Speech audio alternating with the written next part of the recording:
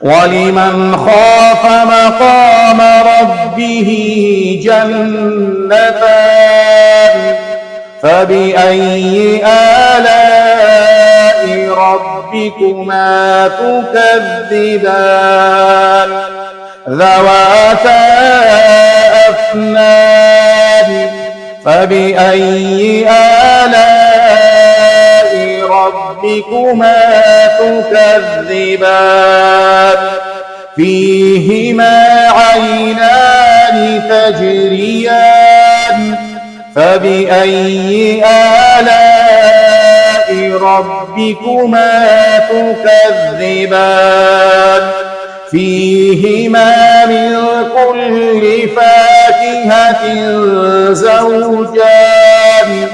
فبأي آلاء ربكما تكذبان